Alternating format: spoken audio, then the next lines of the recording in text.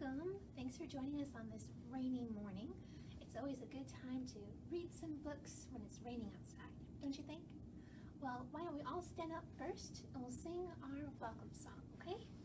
When we all stand up, all right, are you standing?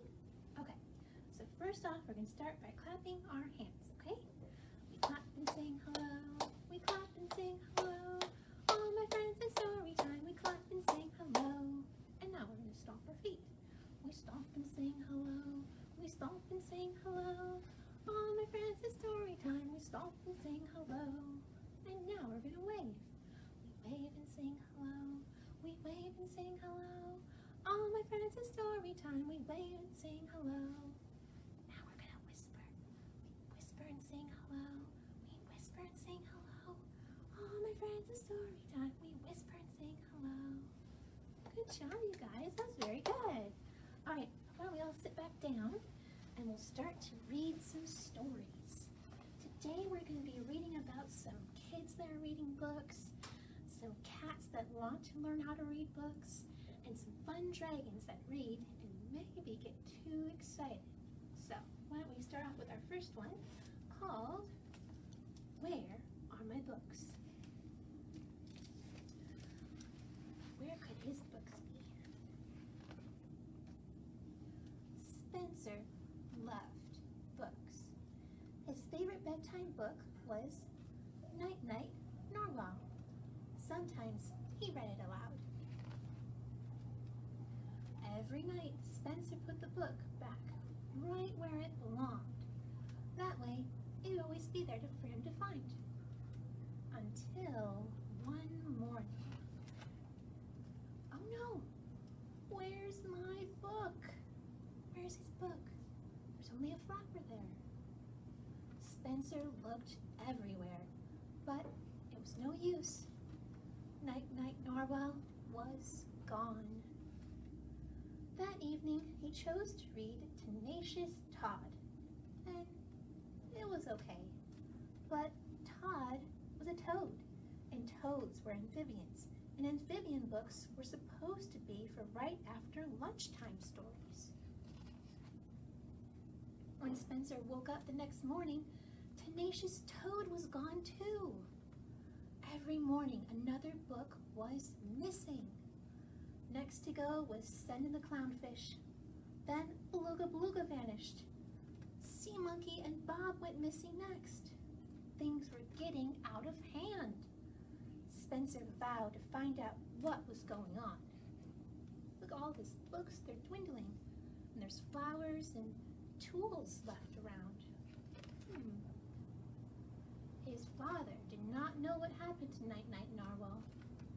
Spencer's mother had no idea either, nor has she seen Tenacious Todd, Send in the Clownfish, Beluga Beluga, or any of Spencer's other missing books. That only left one other person. Who could that be? Oh, the sister. Where are my books? Oh no, Spencer got the sister upset. Oh. So he placed tea with her to make up. And Spencer thought it was time for a new plan. That night, Spencer set a trap with his copy of Space Frog Sam. You see, he's tying some ribbon around his book and to his toy narwhal.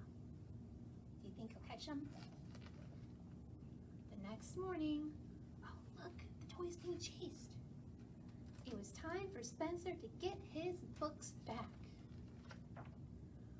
Where are my books? Oh, that's who has them. Who can it be? Spencer ran faster. The thief was just around the corner. Aha, he said. That's my book?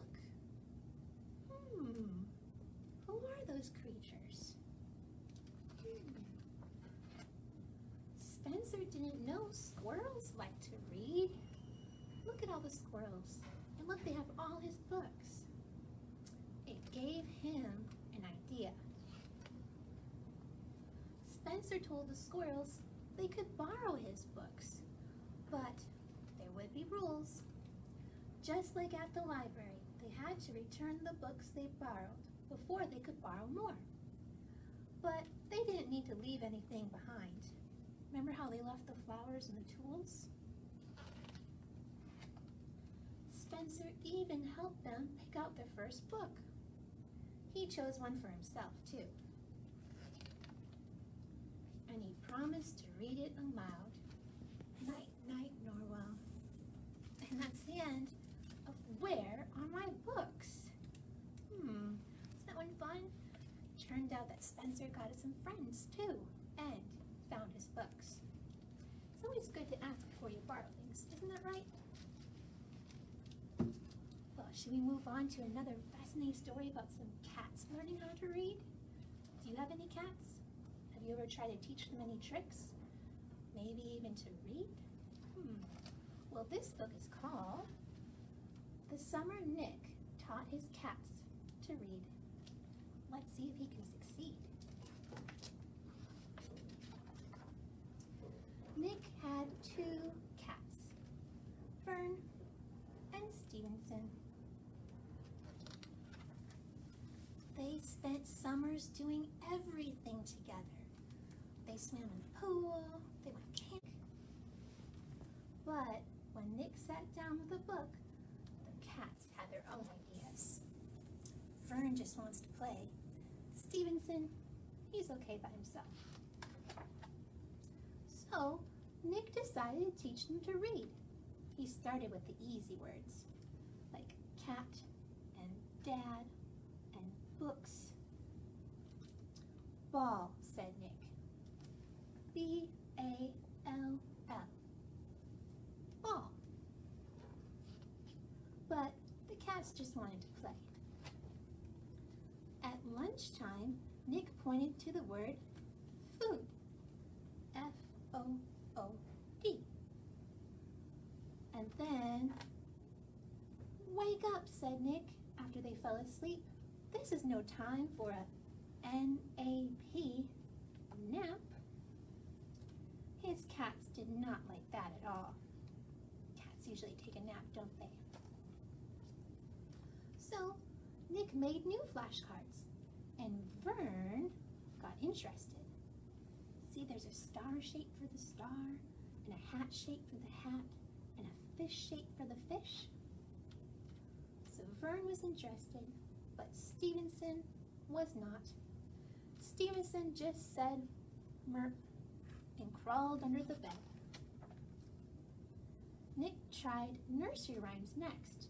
When he read 3 Little Kittens, Vern searched everywhere for mittens. But not Stevenson. Then Nick read his favorite books to Vern, who liked stories about cats and fish. Vern loved fish. He followed along as Nick read, learning the sounds of the letters. Vern practiced on his own, over and over, even after Nick went to bed. Soon he was reading new stories, all by himself. The next morning, Nick tried once more.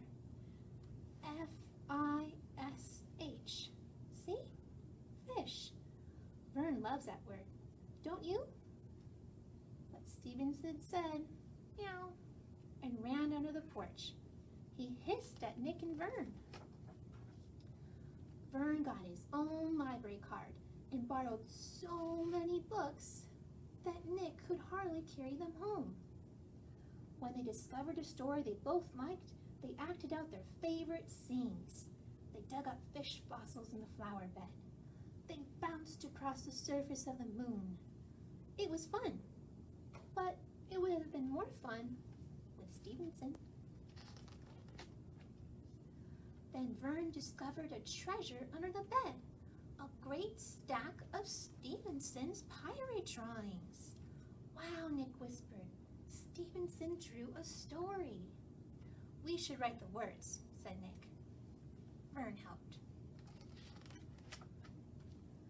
When they were done, they squeezed under the porch, gave Stevenson an eye patch, and read The Tale of One-Eyed Stevenson and the Pirate Gold. Stevenson listened and followed along. He didn't run away. or hiss, not even once. So Nick and Vern took him to the library to find more books on pirates. The next morning, when Nick woke up, Stevenson already had his whiskers in a book. This one's called Treasure Island. When Vern and Nick needed help fighting pirates, Stevenson found a sword too. "Welcome aboard, matey," Nick yelled. "Stop lively." Nick and Vern routed up 2 scurvy mutineers, and Stevenson held them at bay.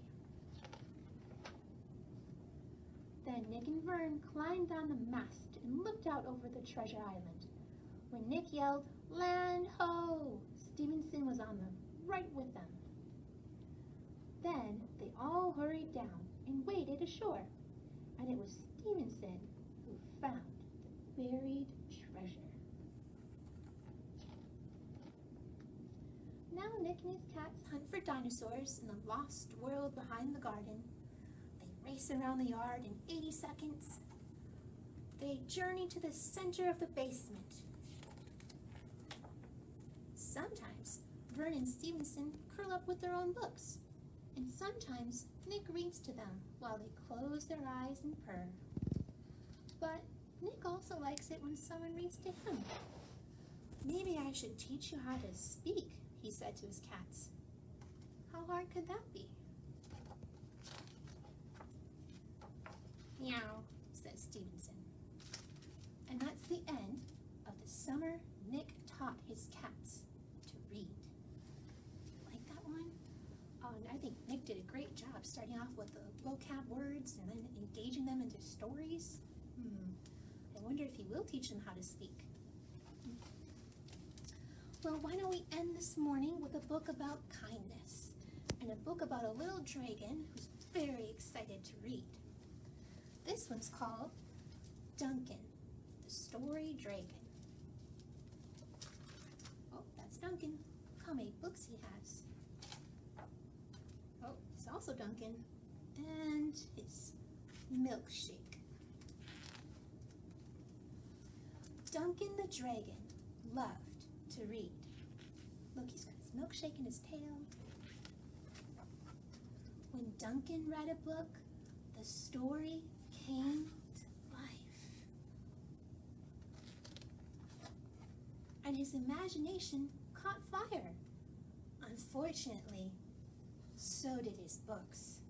Oh no, did Duncan get so excited that he breathed fire? "I just want to finish the book," said Duncan. "I need to know what happens. Do the pirates find treasure? Does the captain save the ship? Do aliens conquer the earth? And I want to read those 2 wonderful words like the last sip of a chocolate milkshake." The end. Duncan tried everything to keep his cool. Really, he's in a refrigerator. Truly, he's got fans, everything. He's in ice water. But does he keep breathing fire? Yes. "I have an idea," said Duncan. "I will find a friend to read to me." So Duncan searched a nearby neighborhood. "Hello, friend," he said to the raccoon. "Would you please read me this book?" What do you think the raccoon says? Do you think he's seen a dragon before? Whomp. Aw, the raccoon ran away. Duncan explored the evergreen forest. "Hello, friend," he said to the possum. "Could you please read me this book?" Oh no, has a possum ever seen a dragon before? Plonk. Nope. So Duncan traveled to a faraway farm. "Hello, friend," he said to the bull. "Will you please read me this book?" Does the bull look friendly? Do you think he'll help? Meow. No, look, he chased Duncan up a tree. Oh no. After searching the entire countryside, Duncan trudged back to his cottage. Oh, As he hugged his book, a fat tear trickled down Duncan's cheek, landed with a plop, dribble-drabble, across the floor, and ran split-splat into a mouse, who was reading a book called The Friendly Dragon. Aw, maybe this guy will help. Sad ending? Asked the mouse. I'll never know, said Duncan. As Duncan explained his problem, he noticed a twinkle in the mouse's eye. Do you like books? Duncan asked. I love books, said the mouse. Could you please read this book to me? Certainly, said the mouse. So the mouse read to Duncan, carefully. Together they battled sea monsters, dodged icebergs, and discovered new lands. They took breaks for roasted hot dogs and toasted marshmallows, as they should. Finally, the friends sailed home. Then the mouse read those two wonderful words, like the last sip of a chocolate milkshake. The end. But actually, it was only just the beginning. Because look at all these other books the mouse can help the dragon read. Oh, wasn't that kind of the mouse to help Duncan? It's good to find a friend that'll help you with your problems.